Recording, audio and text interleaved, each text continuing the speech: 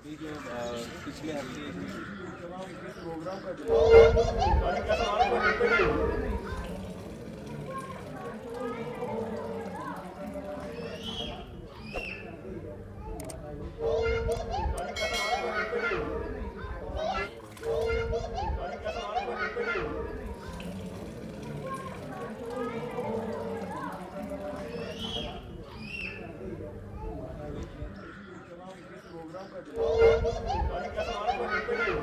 ये जो आज का यहाँ पे कार्यक्रम हुआ रामनवमी का जी।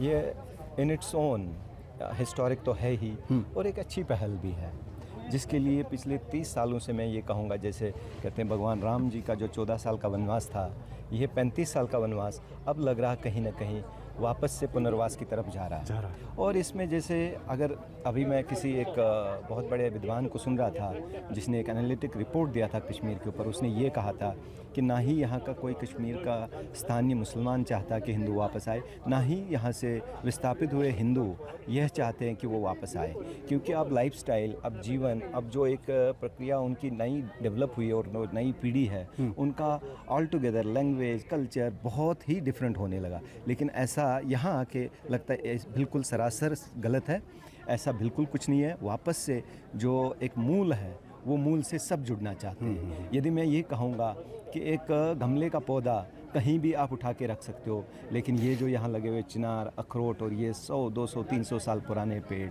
इनकी शोभा कुछ और ही है। यह जीवन सब बिताना चाहते हैं। और कश्मीरी में जैसे पहले कहते थे 20 साल यानी 100 इयर्स की लाइफ मिनिमम जो आशीर्वाद दिया जाता था कि भाई आपको 100 साल का जीवन हो, वो 100 साल का जीवन गमले के पौधे को कभी नहीं हो सकता। तो पहली बात, आपके यदि जीवन यात्रा यानी आपका कितना आयु है, आप शरीर से फिट है, आप चुस्त है, तंदुरुस्त है, वो केवल आप जब मूल से जुड़े हैं तभी होता होगा। तो ऐसे में ये होना, ऐसा ये शुरुआत होना, ये उसका एक शुरुआत है। तो आज मुसलमान भाइयों ने भी पार्टिसिपेशन किया आज है, अच्छा लगा। डोनेशन भी मुसलमान भाइयों ने दिया है। ये चीज़ और अच्छी लगी। जैसे मुसलमान भाइयों का पिछली बार भी मैंने देखा, गिने चुने लोग आए थे, आज भी कुछ चेहरे आज फिर से मुझे दिखे।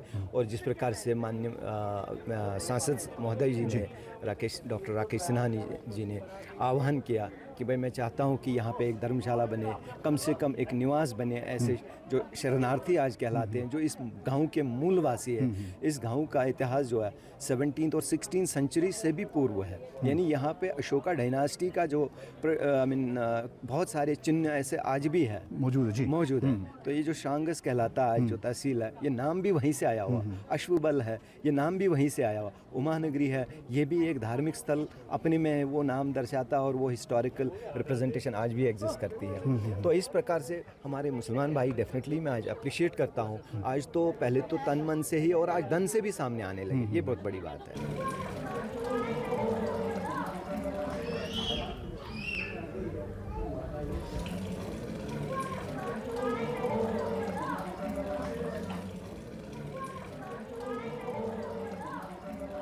अनमृत महाचलाय सा महास्वरूपाय सा महाप्रज्ञाय सा